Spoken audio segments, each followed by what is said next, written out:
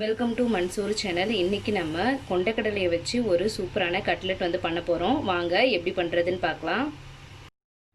நான் வந்து ஒரு கப் அளவுக்கு வந்து பார்த்திங்கன்னா கருப்பு மூக்கடலையை வந்து ஊற வச்சுட்டு அதுக்கப்புறமா ஒரு 4-5 விசில் விட்டு வேக வச்சு எடுத்து வச்சுருக்கேன்.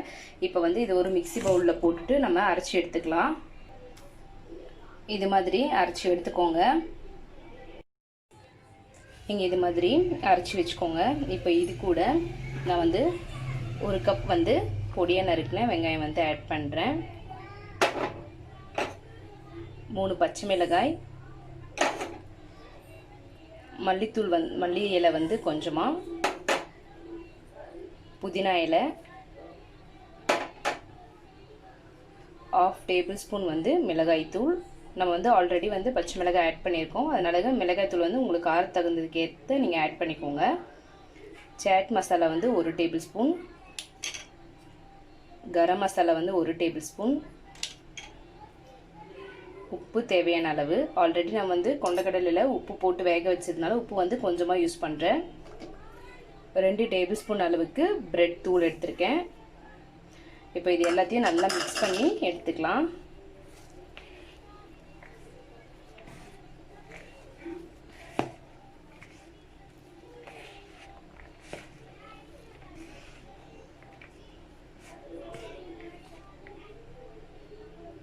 பாருங்கள், இப்படி பிடிக்கும் போது லைட்டாக வந்து கொஞ்சம் உடையிற மாதிரி இருக்குன்னா நான் வந்து தண்ணி வந்து கொஞ்சமாக ஆட் பண்ணிவிட்டு, ரொம்ப தண்ணி ஆட் பண்ணிடாதீங்க, கொஞ்சமாக ஆட் பண்ணிவிட்டு நல்லா மிக்ஸ் பண்ணிக்கலாம். நான் வந்து தண்ணி விட்டு இந்த அளவுக்கு பிசைஞ்சு எடுத்துக்கிட்டேன். பாருங்கள், நம்ம என்ன மாதிரி ஷேப் பிடிக்கணும் அப்படின்னாலுமே நல்லா வந்து உதிராமல் வரும். உங்களுக்கு என்ன ஷேப் விருப்பமோ நீங்கள் அந்த ஷேப்புக்கு நீங்கள் பிடிச்சி எடுத்துக்கலாம்.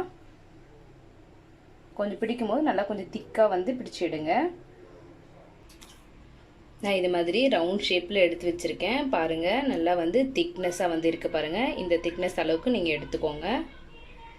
இப்போ நம்ம இதை ஃப்ரை பண்ணி ஒரு பேனில் கொஞ்சமாக வந்து ஆயில் வந்து அப்ளை பண்ணிக்கோங்க. ஆயில் வந்து நல்லா ஹீட் ஆனதும் நம்ம வந்து கட்லெட் வச்சு வச்சிடலாம்.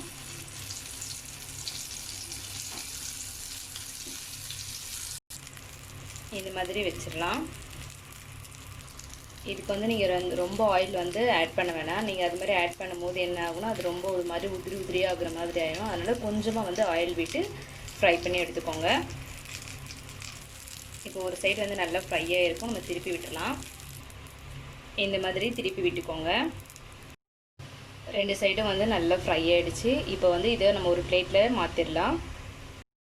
பாருங்கள், ரொம்ப ஹெல்த்தியான கருப்பு கொண்டக்கடலை வச்சு ஒரு சூப்பரான கட்லெட் வந்து பண்ணியிருக்கோம். இது மாதிரி நீங்களும் உங்கள் வீட்டில் ட்ரை பண்ணி பாருங்கள். ட்ரை பண்ணி பார்த்துட்டு எப்படி இருக்குன்னு கமெண்ட் பண்ணுங்கள். உங்கள் ஃப்ரெண்ட்ஸ்க்கு ஷேர் பண்ணுங்கள். சப்ஸ்கிரைப் பண்ண மறந்துடாதீங்க. தேங்க்யூ.